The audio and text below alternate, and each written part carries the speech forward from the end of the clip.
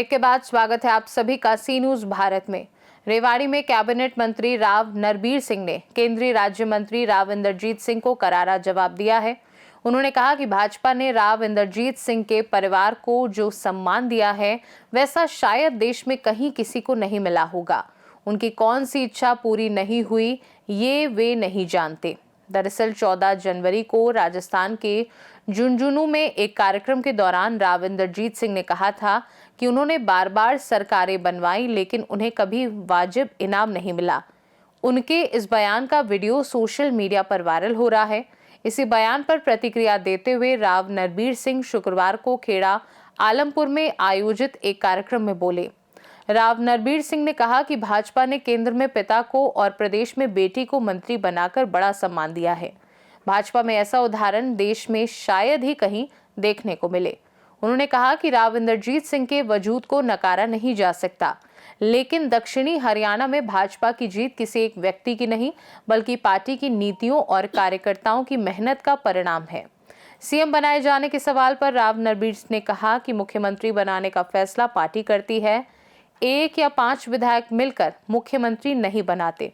उन्होंने कहा कि भाजपा सरकार के 11 वर्षों के कार्यकाल में दक्षिणी हरियाणा में सबसे ज्यादा नौकरियां दी गई हैं। पहले की सरकारों में खर्ची पर्ची के चलते युवाओं को अवसर नहीं मिल पाता था। पूर्व मंत्री अभय सिंह के बयान पर राव नरबीर सिंह ने कहा कि लोकतंत्र में हर किसी को अपनी बात रखने का अधिकार है। क्या पूरा कार्यक्रम था, क्या मैसेज देंगे? एक धर्म का प्रोग्राम था। वैसे तो मैं खेड़ा आलमपुर में एक आईएनए में शहीद हुआ उसकी मूर्ति के अनावरण के अवसर पर यहाँ आया था।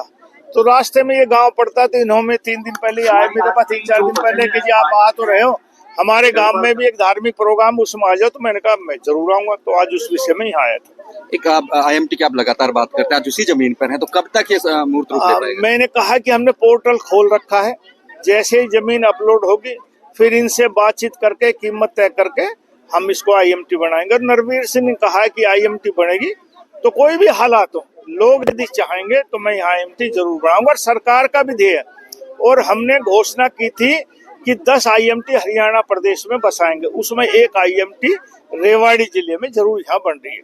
बजट भी आने, प्री बजट चर्चाएं भी चल रही है क्या? हाँ, बजट में मुख्यमंत्री जी हर जगह जाके प्री बजट मीटिंग कर रहे हैं, सभी वर्गों से अपनी अपनी राय मांग रहे हैं। चाहे कोई भी वर्ग हो, चाहे वो किसान हो, चाहे वो व्यापारी हो, चाहे इंडस्ट्रियलिस्ट हो या पढ़े लिखे लोग हो, एजुकेशनिस्ट हो, सबसे उन्होंने सलाह मांगी है। पूरा जनवरी का महीना सलाह मशविरा पे ही जाएगा। तो जैसे जैसे लोगों की मांग आएगी उस हिसाब से बजट पेश होगा। और मैं विश्वास दिलाता हूं कि जो आम आज इच्छा करता है कि हमारे हरियाणा का अब की बार ऐसा बजट आए, लोगों की इच्छा को अनुरूप ये बजट आएगा। मंत्री जी नौकरियों की बात कर रहे थे, काबिलियत यहाँ थी और नौकरियां परले इलाके में जाती रही। हाँ नहीं, पहले सरकारों में खर्ची पर्ची चलती थी। जब से भारतीय जनता पार्टी की सरकार आई, योग्यता के आधार पर नौकरी मिलनी शुरू हुई। आप देखोगे कि हमारे साहिरवाल में कभी 20-30 साल का रिकॉर्ड उठा लो, जो इन 10-11 सालों में नौकरियां मिली है वो सबसे ज्यादा ही साहिरवाल के लोगों को मिली है, क्योंकि हमारे लोगों में काबिलियत थी लेकिन खर्ची पर्ची की कमी होने के बाद, सिफारिश की ना होने के कारण इसलिए हमारे लोग वंचित रह जाते थे। आज हरियाणा प्रदेश में सबका साथ सबके विकास की तर्ज पर योग्यता के आधार पर नौकरी मिलती है। हमारे बच्चे काबिल है, इसलिए सबसे ज्यादा नौकरी हमारे इलाके में मिल रही है। इस पूरी सवाल के लिए हम भूमिका बना रहे हैं, वो एक सवाल ये है कि आरती राव ने अभी कहा है कि जो राव के खिलाफ बोलते हैं उनके खुद के वजूद नहीं होते, राव का सहारा लेके अपना वजूद बना। नहीं, ऐसा नहीं है, नहीं, उनका भी वजूद है, मैं ये नहीं कहता उनका वजूद नहीं है, लेकिन सारा वजूद उनका नहीं है। मैं ये कहता हूँ ये भारतीय जनता पार्टी की मेहरबानी है। भारतीय जनता पार्टी का करे हुए विकास के काम इस साहिरवाल में लोगों को वोट दिलवाते हैं। यदि भारतीय जनता पार्टी सरकार इतने काम ना करती तो इतने एमएलए ना बनते। तो इसलिए पार्टी का शुक्रिया अदा करता हूँ जो उन्होंने रीति नीति बनाई, उस हिसाब से लोगों ने, अहिरवाल के लोगों ने खास तौर से प्रसन्न होकर भाजपा जनता पार्टी को वोट दिया। सीधे तौर पर आरोप ये भी लगा कि आप भाजपा की थाली में छेद करने का काम कर रहे हैं, स्वास्थ्य मंत्री ने कहा है। नहीं, मैं तो कोई छेद नहीं कर रहा। पार्टी का विकास की रीति नीति के अनुसार काम करते हैं और सभी ये काम करते हैं। कौन क्या कहता है ये अलग बात है। एक राव इंद्रजीत कहते हैं दुबात अभी भी हो रही है दक्षिण हरियाणा के साथ, हम जितना मदद करते सरकार हम बनाते लेकिन उसके हिसाब से मैं ये मानता हूँ यदि लोग तीसरी बार सरकार बना रहे हैं और दक्षिण हरियाणा से सबसे ज्यादा विधायक देते हैं तो दुबात नहीं हो रही। किसी आदमी के एक कहने से वोट नहीं मिलता। पार्टी जब अच्छा काम करती तभी आम जनमानस अपना मानस बनाता है कि मैंने इस पार्टी के हक में मतदान करना है, और ये भारतीय जनता पार्टी के काम का ही नतीजा है कि तीसरी बार लोगों ने सरकार बनाई है। आप एक वरिष्ठ नेता हैं, पूरी जिम्मेदारी के साथ आप सरकार चला रहे हैं। क्या लगता है राव इस तरह के आरोप लगाते क्यों हैं कि दुभात हो रही है? उनको लड़ाई लड़ने की बात करते हैं कि लड़ाई लड़ें, किस तरह की लड़ाई लड़ना चाहते हैं? नहीं, विकास के लिए अपनी बात कहने की लड़ाई, कोई तलवारों की लड़ाई तो है नहीं। प्रजातंत्र में तो अपनी बात कहने की बात होती है।